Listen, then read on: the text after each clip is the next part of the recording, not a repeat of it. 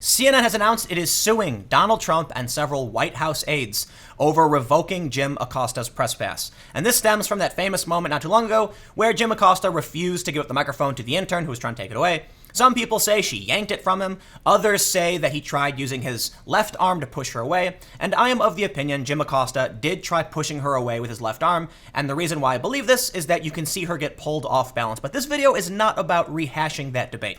This video is about the lawsuit and whether or not there's merit to it. Now, on a surface level, I personally believe Jim Acosta should be removed from these briefings. He should have his press pass revoked because it's not just this one incident where he stands up and talks for nearly 3 minutes arguing with Trump. It's that over the past couple of years, he has been called out repeatedly. MSNBC called him out.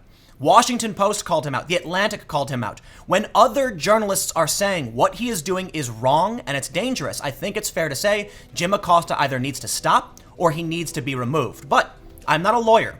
I don't know if there's merit to this lawsuit, so I brought in Will Chamberlain, who is a lawyer. So today, let's take a look at the breaking news, talk with Will, and figure out is there actually merit to the suit, and will Jim Acosta actually get his press pass back? But before we get started, let me give a quick shout out to today's sponsor, Virtual Shield. Virtual Shield is a virtual private network service. What this does is it keeps your data safe while you browse the internet. It's a simple layer of security.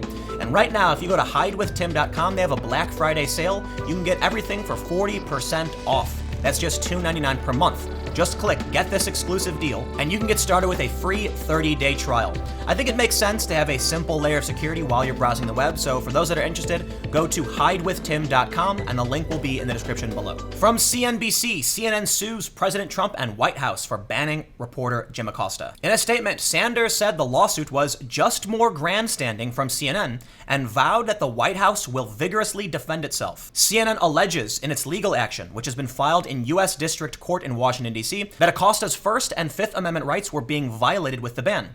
Acosta, who has frequently clashed with the Trump administration officials, had challenged the president about his characterization of a caravan of Central American migrants traveling to the U.S.-Mexico border. A female staffer then attempted to pull the microphone out from Acosta's hand, which he initially refused to surrender.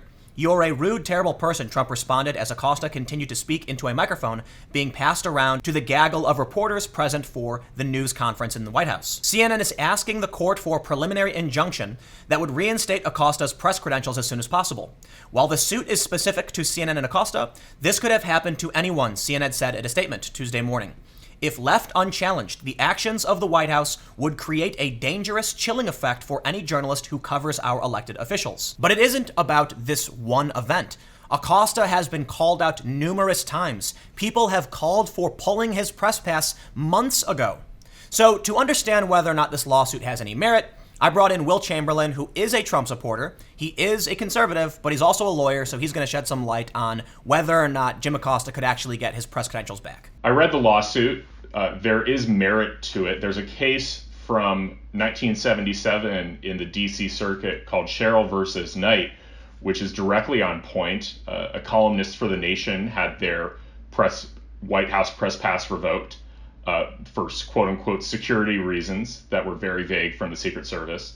The district court held that the Secret Service needed to come up with specific and narrow standards for the revoking of press passes, because to do otherwise was a violation of the journalist's First Amendment rights. And the DC Circuit basically affirmed that, saying that unless there's a compelling reason that there is a First Amendment right for White House correspondents to have access to the press facilities. So there is some merit to this. That said, based on Jim Acosta's behavior, there actually is some compelling reason to exclude him from the White House briefing room, because he was physical with a aide to the president, with one of the White House interns. He can say in the complaint, they try to say that the video was doctored, that he was simply holding onto his microphone, but we've all seen the video, and it seems very clear that he physically tried to maintain control of the microphone by pushing on the arm of one of the White House aides.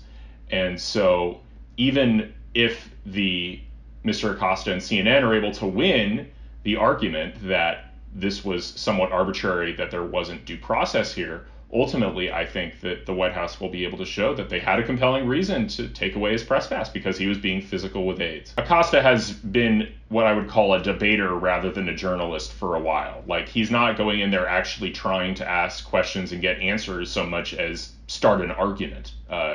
But that said, that's First Amendment speech, and it's hard to say that that's sufficient reason in and of itself to remove him and deny him a White House press pass, given that there probably are legitimate First Amendment considerations at play. I think it's the rudeness and the lack of, and the physical disrespect for aides that strikes me as a reason. I mean, think about it from the White House and from even President Trump's perspective. Acosta was very, very rude and physical with one of his employees. I think part of showing respect for your own employees is having their back, and when your employee is both kind of handled and almost humiliated when they're essentially one of the reporters refuses to hand over a microphone and pushes them away, whether or not that's acceptable behavior and whether or not you stand by your employees. I think ultimately that's what this will come down to. And I think that's why at the end of the day, Acosta won't be getting his press pass back. I think they're going to lose the lawsuit eventually. I think what will end up happening, they have a good argument. Acosta has a good argument that there were some due process problems, in the sense that this DC Circuit case, Cheryl v. Knight, says that if you're going to take away somebody's press pass, you need to give them notice, an opportunity to be heard, and a written opinion, right, or a written decision. So you have to give them a chance to respond. That I don't think that was done here. And if there is a due process right, then it's pretty clear that whatever Sarah Sanders did and whatever the Secret Service did, it wasn't enough. They never gave Acosta a chance to respond. They never gave them a written opinion specifically laying out the reasons they were denying him the press pass. But that's just a procedural flaw, right? Like, so if a court says, well, you didn't do this right procedurally, what'll happen is it'll go back to the Secret Service. They'll suddenly say, we're revoking your press pass, Jim Acosta, for reasons 1, 2, and 3. You now have a chance to be heard. He can respond. And then they can give a final decision that says, we're still revoking your press pass, Jim Acosta, because you put your hands on that woman. Like, winning this procedural argument won't ultimately get his press pass back. He'll have to prove that it was unconstitutional, a violation of the First Amendment substantively, to take away the press pass. And I don't think he's going to be able to win that argument, because he ultimately was physical with a White House aide, which seems like a perfectly good reason to take away somebody's press pass. So again, keeping in mind that Will is a conservative, I think he was pretty fair, and I trust his opinion on the matter. But I want to talk about all of the times Jim Acosta has been called out by mainstream media journalists, personalities, and even the left for grandstanding. Obviously, the right is critical of Jim Acosta. So we'll look at those stories, and then we'll move to when the left called him out. Newsweek reported June 12th, Trump's campaign manager wants CNN reporters' credentials revoked over questions during North Korea signing. And this was specific to when Trump and Kim Jong-un were signing documents. Jim Acosta yelled things. He was yelling questions. And I would argue that it may be inappropriate to yell while a signing is happening.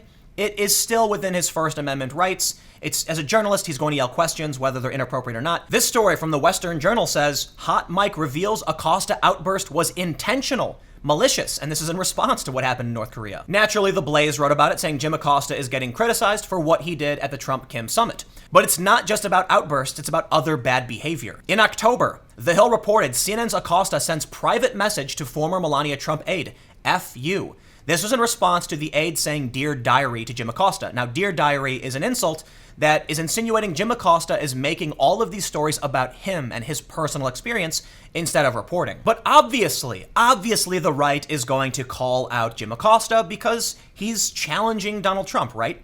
But what about all the times the mainstream press has called out Jim Acosta? How about this story from the Washington Post? Grandstanding or truth teller? CNN's Acosta walks a fine line with Trump. They go on to say that Acosta's remarks aren't just blunt, they're unusual. Reporters are supposed to report, not opine. Yet Acosta's disdain has flowed openly, raising a question about how far a reporter, supposedly a neutral arbiter of facts, not a commenter on them, can and should go. How about when The Atlantic wrote, Jim Acosta's dangerous brand of performance journalism? Or over a year ago, when we saw this story from the Washington Examiner, CNN insiders rip Jim Acosta's antics as auditions for his own show. One of Acosta's colleagues, an on-air conservative political commentator for CNN, said he sees an ulterior motive in Acosta's actions. He said Acosta's widely noticed clashes with the White House give the impression that he wants a new role at the network. Quote, he's angling to host an opinion show, he said. These White House briefings are his auditions. Another CNN employee in Washington, D.C. made it clear that Acosta's outbursts aren't as popular behind the scenes as CNN sometimes makes them out to be on air. Ugh. Just ugh, a producer told the Washington Examiner when asked about Acosta. We even have Joe Scarborough ripping CNN's Jim Acosta like something out of Mein Kampf. Morning Joe host Joe Scarborough slammed CNN's Jim Acosta on Thursday morning, saying his actions towards senior White House advisor Stephen Miller during Wednesday's White House press briefing were like something out of Mein Kampf. How about when Stephen Colbert rips Jim Acosta for combative Trump exchange? We get it, you're woke. Even Stephen Colbert is calling out Jim Acosta. Then we have Steve Krakauer, who is a former digital producer for CNN, saying, truly an embarrassment on multiple levels. Jim Acosta's self-serving antics give all good journalists a bad name. He went on to say, on a day journalists could honor the memory of fellow reporters tragically killed due to a deranged person with a vendetta going back years, Acosta tries to shift the blame to Trump, thus validating many Americans' feelings about the Acela media that existed long before Trump. Jim Acosta has engaged in obvious baiting of Trump to create controversy. He wants to get Trump angry so that Trump will have a back and forth, and then Jim Acosta can play the victim. He constantly talks about himself, and in my opinion, he is disrupting these briefings for everyone else. He's not the only journalist in the room. One of the most frustrating things to me about the whole fiasco is that people keep saying he's doing his job. Sure, but speaking for 3 minutes and arguing with Trump and refusing to give up a microphone is disrespectful to all of the other journalists who are trying to get questions in as well. Jim Acosta isn't the only person in the room, and that's why you see so many other outlets calling him out. The Washington Post, The Atlantic, and even Joe Scarborough of MSNBC calling Jim Acosta out. And I gotta say, when Stephen Colbert makes a joke at the expense of Jim Acosta, even jokingly calling him fake news CNN's Jim Acosta, you've got someone with a real problem who's causing problems and he's being disruptive. Does that mean he should have his press credentials revoked? Well, I'm not the lawyer. You heard from Will, and I think what he says has merit. So it sounds to me like Jim Acosta is not going to be coming back into these press briefings. And look, you can't make the White House have press briefings. If they win a suit and force the White House to give Jim Acosta his press pass back, what's to stop Trump from saying, okay, then no press briefing from anybody? Because Jim Acosta is just trying to build up his personal brand. He is disruptive. He's not asking hard questions. You want to ask a hard question? Ask about the drone bombings and the commando raids in Yemen. Don't regurgitate talking points from cable news television that doesn't actually challenge Trump on anything. That's what Jim Acosta is doing. He's asking very basic questions we've all talked about time and time again that other journalists have asked. All he is doing is baiting Trump into these debates and refusing to give up the microphone because he's trying to generate attention for himself. Other journalists have called him out for this. This is not a partisan issue. It's a journalism issue. And the only reason, in my opinion, people actually defend Acosta is because, one, they probably don't know he has a history of this disruptive behavior, or two, they're tribalists who hate Trump and they want to side with whoever is against him. But let me know what you think in the comments below. Do you think CNN has any merit to their suit? Do you think they should have sued? Do you think Jim Acosta should get his press pass back? Comment below. We'll keep the conversation going. You can follow me on Twitter at TimCast. Stay tuned. New videos every day at 4 p.m. And I've got more videos coming up on my second channel, youtube.com/TimCastNews at 6 p.m. Again, thanks for hanging out, and I'll see you all next time.